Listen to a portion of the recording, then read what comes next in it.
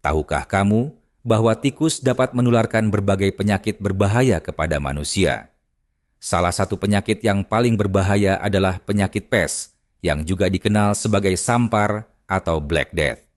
Penyakit pes disebabkan oleh bakteri bernama Yersinia pestis, yaitu bakteri yang hidup pada hewan, terutama mamalia kecil seperti tikus, serta pada kutu atau pinjal yang hidup di tubuhnya.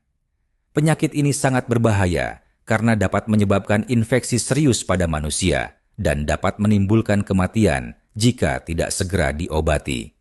Penyakit pes tidak langsung menular dari tikus ke manusia, tetapi melalui pinjal atau kutu tikus. Penularan pada manusia dapat terjadi melalui beberapa cara, yaitu gigitan pinjal yang terinfeksi bakteri pes, kontak langsung dengan cairan tubuh hewan atau manusia yang terinfeksi, serta menghirup percikan pernapasan dari penderita pes paru. Saat pinjal menggigit tikus yang terinfeksi, bakteri akan berkembang di dalam tubuh pinjal.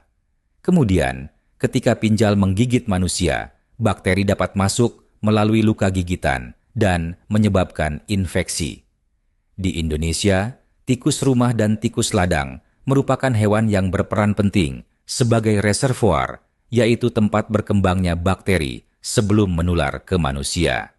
Penyakit pes termasuk penyakit yang sangat mematikan, karena jika tidak diobati, tingkat kematian dapat mencapai 30% hingga 100%. Dalam sejarah, penyakit pes pernah menyebabkan pandemi besar yang dikenal sebagai kematian hitam pada abad ke-14, yang menyebabkan lebih dari 50 juta kematian di Eropa. Hingga saat ini, penyakit pes masih ditemukan di beberapa negara di Afrika, Asia, dan Amerika. Di Indonesia, kasus pes terakhir tercatat pada tahun 2007 dengan puluhan kasus ditemukan di beberapa wilayah. Para peneliti juga mengingatkan adanya fenomena silent period, yaitu masa ketika penyakit tidak muncul dalam waktu lama, tetapi masih berpotensi muncul kembali. Badan Riset dan Inovasi Nasional, BRIN, mengingatkan bahwa penyakit pes perlu diwaspadai karena berpotensi muncul kembali akibat perubahan lingkungan yang meningkatkan kontak manusia dengan tikus sebagai reservoir Yersinia pestis. Meskipun belum ada kasus selama lebih dari 1 dekade, bakteri penyebabnya masih ditemukan di beberapa wilayah, sehingga diperlukan kewaspadaan melalui surveillance terpadu dan peningkatan kebersihan lingkungan untuk mencegah terjadinya wabah. Perubahan lingkungan menjadi salah satu faktor meningkatnya risiko penyakit pes.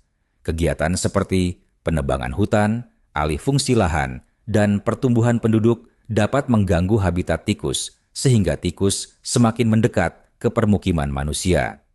Selain penyakit pes, tikus juga dapat menularkan penyakit lain seperti leptospirosis, salmonellosis, dan hantavirus. Oleh karena itu, keberadaan tikus di lingkungan harus dikendalikan dengan baik. Pengendalian tikus dilakukan untuk menurunkan jumlah populasinya. Pengendalian dapat dilakukan dengan 2 cara, yaitu non-kimia dan kimia. Cara non-kimia dilakukan dengan menggunakan perangkap tikus yang diletakkan di jalur yang sering dilalui tikus, seperti dekat dinding, tempat sampah, dan saluran air.